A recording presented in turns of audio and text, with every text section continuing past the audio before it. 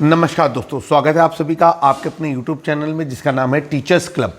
आज एक और बेहतरीन YouTube वीडियो लेकर के आपके सामने हाजिर हैं। आज का वीडियो UDICE पोर्टल से रिलेटेड है। जैसा कि आप सभी लोग समझ रहे हैं और जानते भी हैं कि UDICE पोर्टल का काम लगभग 80% पूरा हो चुका है और धीरे धीरे ये अपने अंतिम चरण की ओर बढ़ रहा है। अब आज हम आपको एक ऐसे फॉर्म के बारे में बताने जा रहे हैं जो बहुत ही महत्वपूर्ण है। हो सकता है कि आपके लिए कार्य करे या ये भी हो सकता है कि आपके विद्यालय में ऐसी कोई स्थिति ना हो। हम बात कर रहे हैं फॉर्म SO2 या S02 की। ये फॉर्म S02 क्या है? जैसे कि मान लीजिए कि आपका विद्यालय कक्षा 1 से कक्षा 5 तक या फिर कक्षा 6 से कक्षा 8 तक या फिर कक्षा 9 से कक्षा 12 तक या फिर कक्षा 6 से कक्षा 12 तक है। और UDICE पोर्टल में जब आप डाटा फीडिंग कर रहे हैं तो पिछली वर्ष कुछ बच्चे जो हैं आधार कार्ड ना होने के कारण आपके रिकॉर्ड में शामिल नहीं हो पाए, तो ऐसे बच्चों को पुनः शामिल करने के लिए S02 फॉर्म का इस्तेमाल किया जाता है। वैसे तो हम जानते हैं कि एक बच्चा UDICE पोर्टल पे अगर एक बार रजिस्टर्ड हो जाएगा तो उस बच्चे का परमानेंट एजुकेशन नंबर, जिसे पिन नंबर कहते हैं, वो अलॉट हो जाएगा। इसके बाद वो बच्चा कितने भी विद्यालय बदले, नया विद्यालय उसके पिन नंबर के जरिए आसानी से उसको अपने विद्यालय में ऐड कर सकेगा।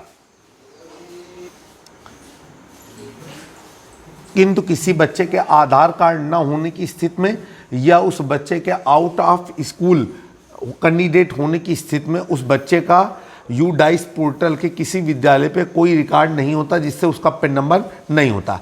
हम जानते हैं कि UDICE पोर्टल हमें सिर्फ कक्षा 1 में बच्चे को ऐड करने की सुविधा देता है या फिर हम बच्चे को किसी भी कक्षा में इंपोर्ट कर सकते हैं।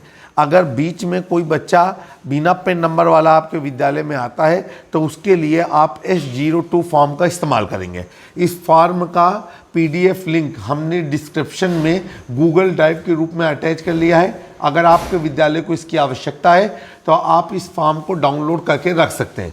तो इस फॉर्म में क्या है, सबसे पहले आपके पास अगर बच्चों की संख्या ज़्यादा है और रिकॉर्ड एक पेज से ज़्यादा हो रहा है तो आप page number 1, page number 2, page number 3 करके मेंटेन करेंगे। अपने विद्यालय का UDICE कोड डालेंगे, विद्यालय का नाम डालेंगे, आप ब्लॉक डालेंगे और डिस्ट्रिक्ट डालेंगे। इतनी चीज़ें कंप्लीट करने के बाद आप एक लाइन में एक बच्चे के रिकॉर्ड को मेंशन करने की बात कही गई है। जैसे क्लास एंड सेक्शन, बच्चा जिस क्लास में आप ऐड करना चाहते हैं वो क्लास डालेंगे और सेक्शन डालेंगे। इसके बाद क्या होगा कि स्टूडेंट का नाम अंग्रेजी के कैपिटल अक्षर पर रखेंगे और कोशिश यही करेंगे कि आपको बार बार परेशानी का सामना ना करना पड़े। तो स्टूडेंट का आधार नेम यहाँ पर लिखेंगे पूरा विद स्पेलिंग सही। जेंडर में अगर मेल है तो केवल M लिखेंगे, फीमेल है तो F लिखेंगे। इसके बाद डेट ऑफ बर्थ, दिन महीने साल में, मतलब जैसे 19 जनवरी 1980 है तो 19/01/1980 ऑब्लिक लगाते हुए लिखेंगे।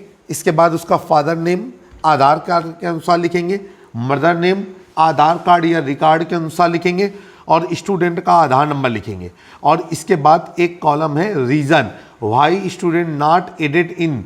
अब देखिए ये फॉर्म थोड़ा सा पुराना है तो यहाँ पर होना चाहिए 2023-2024।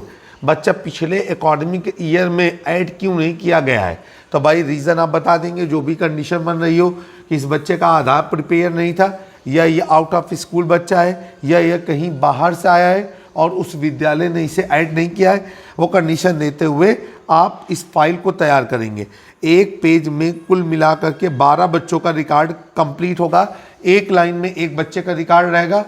वैसे किसी सरकारी विद्यालय में इस तरीके के छात्रों की संख्या 2 या 3 हो सकती है, लेकिन प्राइवेट विद्यालय में छात्रों की संख्या ज़्यादा हो सकती है। इसके बाद नीचे वाली लाइन में आप देखेंगे हेड ऑफ स्कूल डिटेल, तो आप जो हेड है स्कूल का उसका नाम लिखेंगे और उसका पोस्ट लिखेंगे, साइन करेगा और सील मतलब अपने विद्यालय की मोहर लगाएगा।